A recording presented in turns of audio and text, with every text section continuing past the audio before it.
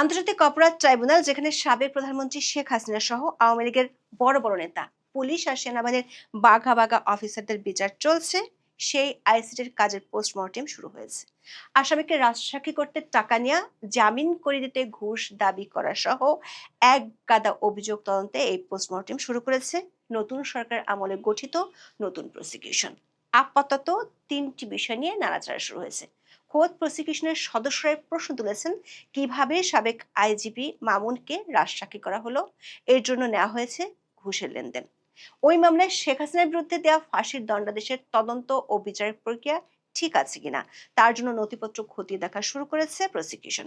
সবশেষ তিনটি মামলায় 15 সেনা অফিসারের বিচার আদৌ এই কোর্টে হতে পারে কিনা, বিগত অন্তর্বর্তী সরকার আর তাদের মিত্ররা রাজনৈতিক ক্ষোভ মেটানোর জন্য সেনা সদস্যের বিচার এই কোর্টে করতে চেয়েছে কিনা তা যাচাই করে দেখছে সরকার। সেনা কর্মকর্তাদের পক্ষ থেকে সরাসরি অভিযোগ করা হয়েছে, সেনাবাহিনীর বিরুদ্ধে ব্যক্তিগত ক্ষোভ থেকে অধ্যাপক ইউনূসের নির্দেশই সেনা কর্মকর্তাদের বিচার এই কোর্টে করা হচ্ছে। আইন মন্ত্রণালয় ও আইসিটির একাধিক সূত্র বলছে, এপ্রিলের দ্বিতীয় সপ্তাহের মধ্যে এসব বিষয়ে সিদ্ধান্ত নিতে চায় সরকার। আবার এই আইসিটির বিরুদ্ধে উচ্চ আদালতের আপিলে যেতে পারে সংক্ষুব্ধ একটি পক্ষ। সেটি হলে সামনে আইসিটি এবং আদালতে জুলাই হত্যাকাণ্ডের বিচার নিয়ে বেশ কিছু লঙ্কা কাণ্ডই অপেক্ষা করছে। বিস্তারিত জানতে চলুন যাওয়া যাক বিশ্লেষণে।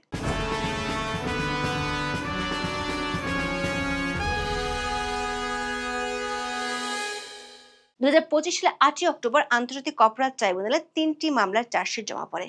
তিনটি মামলার মধ্যে দুটি গুম ও খুন বিষয়ক এবং অন্যটি জুলাই আগস্টে সংঘটিত মানবতা বিরোধী অপরাধের। এই তিনটি মামলার চার্জশিটে 25 জন সেনা কর্মকর্তাদের নাম আসে। তার মধ্যে 15 জন ছিলেন কর্মরত। 9 অক্টোবর ওই 15 সেনা কর্মকর্তাকে সেনা হেফাজতে নেওয়া হয়। ওই 15 সেনা কর্মকর্তার মধ্যে প্রতিরক্ষা গোয়েন্দা মহাপরিদপ্তর বা ডিজিএফআই এর 3 জন, র্যাপিড অ্যাকশন ব্যাটালিয়ন বা র্যাবের 10 জন এবং বর্ডার গার্ড বাংলাদেশ বা বিজিবির 2 জন রয়েছেন। এরপর এই সেনা কর্মকর্তাদের আদালতে হাজির করা নিয়ে আইসিটির তখনকার চিফ প্রসিকিউটর তাজুল ইসলামকে আইনের বাইরে গিয়েও কথা বলতে দেখা গিয়েছিল।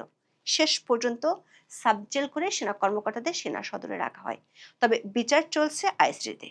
3 মামলারই এখন সাক্ষ্য চলছে। ইতিমধ্যে কিছু সাক্ষীর জবানবন্দি ও জেরা শেষ হয়েছে।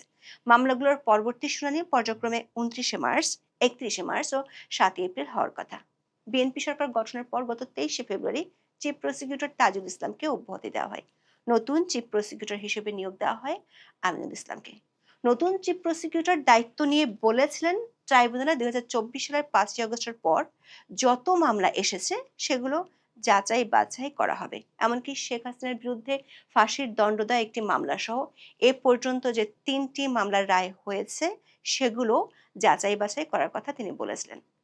একই দিন অর্থাৎ 23 ফেব্রুয়ারি সচিবালয়ের স্বরাষ্ট্রমন্ত্রী সালাউদ্দিন আহমেদ সাংবাদিকদের বলেন, আওয়ামী লীগ সরকার পতনের পর যেসব মামলা হয়েছে সেগুলো পুনরায় যাচাই বাছাই করতে পুলিশকে নির্দেশ দেওয়া হয়েছে। সূত্রগুলো বলছে, দায়িত্ব নেওয়ার আগে থেকে বিএনপি শীর্ষ পর্যায়ে আইসিটির ব্যাপক অনিয়ম ও স্বেচ্ছাচারিতার কথা জানত। সেজন্য ক্ষমতায় আসার পরপরই সরকারের পক্ষ থেকে জানানো হয় এসব মামলাগুলো রিভিউ করা হবে। আইসিটির তদন্ত শাখা স্বরাষ্ট্র মন্ত্রণালয়ের অধীনে। সূত্রগুলো বলছে, আইসিটিতে রায় হওয়া 3টি সহ 24টি মামলার নথিপত্র পুঙ্খানুপুঙ্খভাবে যাচাই বাছাই করার নির্দেশ দেওয়া হয়েছে। তার বাইরে পুলিশকে বলা হয়েছে, জুলাই হত্যাকাণ্ডকে ঘিরে সারা দেশে যে মামলা বাণিজ্য হয়েছে তার প্রতিবেদন তৈরি করতে।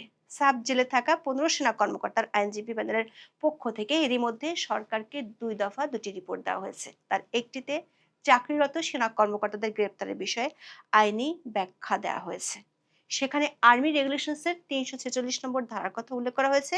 সে ধারা মতে যেসব আর্মি অফিসার সেনাবাহিনীর বাইরে ডেপুটেশনে থাকেন তারা আনুষ্ঠানিকভাবে সেনাবাহিনী থেকে রিলিজ না হওয়া পর্যন্ত এবং অবসরে যাওয়ার আগ পর্যন্ত সামরিক বাহিনীর অধীনেই থাকেন। সেজন্য 15 সেনা কর্মকর্তার বিচার সেনা আইনে করার কথা। ওই নোটে আরো বলা হয়েছে, গ্রেপ্তার হওয়া কর্মকর্তাদের বিরুদ্ধে যেসব অপহরণের অভিযোগ আনা হয়েছে তখন তারা র্যাব কিংবা ডিজিএফআই তে ছিলেন না। যেমন ব্যারিস্টার আরমান ও ব্রিগেডিয়ার জেনারেল আমান আজমিকে 2016 সালে অপহরণ ও গুমের কথা উল্লেখ করা হয়েছে। অথচ যাদের বিরুদ্ধে অভিযোগ আনা হয়েছে তারা সংশ্লিষ্ট দপ্তরে যোগ দেন তারও পরে। সরকারের কাছে পাঠানো দ্বিতীয় নোটটিতে 1973 সালে আইসিটি অ্যাক্টের অধীনে সেনা কর্মকর্তাদের বিচার করা আইনসঙ্গত কিনা সে ব্যাখ্যা দেওয়া হয়েছে। সেখানে বলা হয়েছে সেনা আইনে বিচার করার জন্য তড়িঘড়ি করে অন্তর্বর্তী সরকার আইসিটি অ্যাক্ট সংশোধন করেছিল। ১৯৭৩ সালের যে মূল আইন সেখানে ৩ বাহিনীর কথা উল্লেখ ছিল না, কিন্তু আইন উপদেষ্টা আসিফ নজরুলের মন্ত্রণালয় থেকে ২০২৪ সালের ২৪শে নভেম্বর যে কোনো শৃঙ্খলিত বাহিনী, সহকারী ফোর্স কিংবা গোয়েন্দা সংস্থাকে অন্তর্ভুক্ত করা হয়। আইন মন্ত্রণালয়ের একাধিক সূত্র বলছে শুরুতে অন্তর্বর্তী সরকার এই পরিকল্পনা ছিল না, কিন্তু অবসরপ্রাপ্ত মেজর জেনারেল জিয়াউল হাসানের বিচার আইসিটিতে করতে চেয়েছিল তখনকার প্রসিকিউশন টিম এবং তাদের সহায়তাকারী একটি রাজনৈতিক দলের নেতারা। সে কারণে চাপে পড়ে এই বিধানটি অন্তর্ভুক্ত করেন আসিফ নজরুল। এমনকি রেট্রোস্পেক্টিভ বা ভূতাপেক্ষ ইফেক্ট দিয়ে এই বিধানটি ২০০৯ সালের ৬ জানুয়ারি থেকে কার্যকর করার মতো অসাংবিধানিক ধারাও যুক্ত করা হয়। এ নিয়ে বিতর্ক দেখা দিলে আইন মন্ত্রণালয়ের ওয়েবসাইট থেকে মূল আইনটিও গায়েব করে ফেলা হয়। এমন অনেক কাহিনীর কথা ইতিমধ্যে আইন ও স্বরাষ্ট্র মন্ত্রণালয়ের কর্মকর্তারা সরকারকে জানিয়েছেন। এর মধ্যে কিছু বিষয় সংবাদ সম্মেলন করে সামনে এনেছেন ১৫ সেনা কর্মকর্তার আইনজীবী এবিএম হামিদুল মিসবাহ। ১২ই মার্চ সংবাদ সম্মেলনে জনাব মিসবাহ ১৫ সেনা কর্মকর্তার বিচার প্রচলিত সামরিক আইনে করার দাবি জানান, কারণ ট্রাইব্যুনাল এ ধরনের অপরাধের বিচার করতে পারে না। আবার সেনা অফিসারদের বিরুদ্ধে গুম বা খুনের যে অভিযোগ আনা হয়েছে তা রোম ইনস্টিটিউটের সংজ্ঞা অনুযায়ী মানবতা বিরোধী অপরাধের আওতায় পড়ে না। ১৫ সেনা কর্মকর্তার আইনজীবী বলেছেন, সদ্য সাবেক অন্তর্বর্তীকালীন সরকার প্রধান উপদেষ্টার বিশেষ নির্দেশনায় এই মামলাগুলো উদ্দেশ্যপ্রণীতভাবে করা হয়েছে। সূত্রগুলো বলছে, গত বছর অক্টোবরে যখন ১৫ সেনা কর্মকর্তার বিচার আইসিটিতে করার জন্য অন্তর্বর্তী সরকার ও একটি রাজনৈতিক দলের পক্ষ থেকে তোড়জোড় শুরু হয়, তখন সেনা সদরের একটি অংশ বিএনপির সাথে যোগাযোগ করেছিল। তখনই বিএনপির একজন আইনজীবীর ফার্ম বিষয়টি খতিয়ে দেখে। ওই আইনজীবী পরে সংসদ সদস্য ও সরকারের প্রভাবশালী সদস্য হন। ওই ফার্ম থেকেও সরকারকে জানানো হয়েছে ব্যাপকভাবে সাংবিধানিক ধারা লঙ্ঘন করে তখন আসিফ নজরুলের মন্ত্রণালয় তড়িঘড়ি করে আইসিটি অ্যাক্টটি সংশোধন করেছিল। এমনকি যখন ১৫ সেনা কর্মকর্তাকে চাকরিচ্যুত করা যাচ্ছিল না, তখন সাবেক আইন উপদেষ্টা আসিফ নজরুল চিফ প্রসিকিউটর তাজুল ইসলামের পরামর্শে নতুন ধারা সংযুক্ত করেন।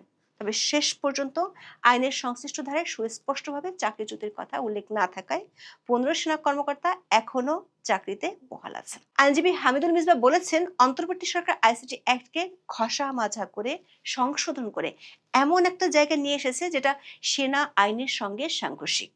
মামলা দায়ের নেপথ্য কারণ নিয়ে প্রশ্ন তুলে হামিদুল মিসবাহ দাবি করেন, এই মামলা ৩টি নির্দেশনা এসেছিল তৎকালীন অন্তর্বর্তী সরকার প্রধান উপদেষ্টা অধ্যাপক মোহাম্মদ ইউনূসের কাছ থেকে। তিনি বলেন, যেহেতু তার কাছ থেকে নির্দেশনা এসেছে, তাই এখানে এই মামলাগুলো করার ব্যাপারে একটি তদন্ত হওয়া জরুরি।